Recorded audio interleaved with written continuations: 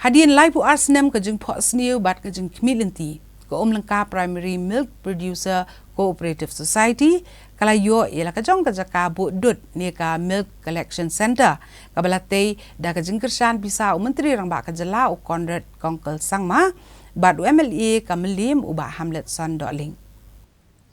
Ya kata ke center ka balasna ha ka jenglut ka bapoi kumbalai pun riu lak tam lapli pai ba da menteri rang ba ka jela u Conrad ke sangma ha kasi nengkong rengkat ke jengidan lang uba Hamlet Doling ubade menteri ke sarkar jela menteri rang ba ha bakren kum kongsan uloong ba ka sarkar kla yo i ke jeng tibet jong kinong chong snong ban tre kam la jong handrei ke e ke bagi pat ba ki don kam baro kata kalong tang ban kersan ki khindiat la kalong da ka jeng kersan pisa ka jeng plilat ya ka yo ka han bat ru ha ka jeng betin lenti menteri rang ba ulai thu ru ba hadian ba MLA ka than u pentip e jing dan kam jong ka society klempen slam ula kular ban ajing kersan pisa ban te ye ka te center MLA ka than u ba Hamlet Son Doling pan ula ong ba hadian ba ka society kala yo ya ka arpnyo lak tengka na menteri rang ba kisam ba ka pisa kadang duna bat kumta himardor ula mang sa khandai lang na ka liang ka jong u ban yo pendep ye ka te center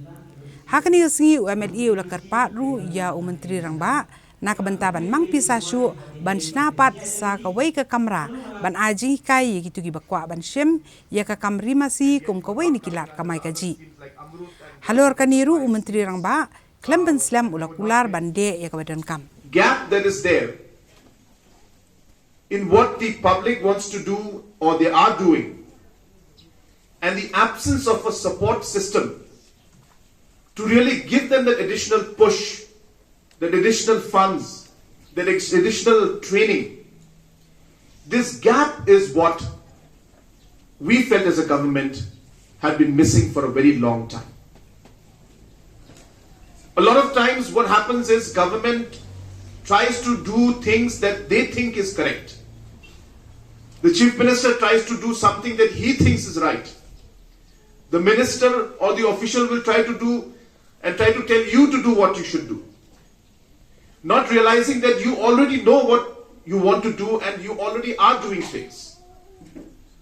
But the question is, how do we connect your efforts and the public's efforts along with the government's resources and the efforts that we put in?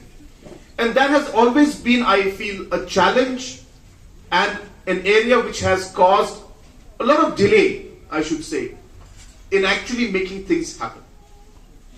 And therefore, when we came into the government, we didn't try to do new things or try to innovate or try to tell you that do this and do that.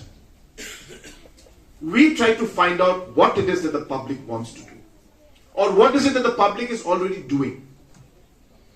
And then see if we can financially help you, technologically help you, manpower-wise give you the training, and just make it better.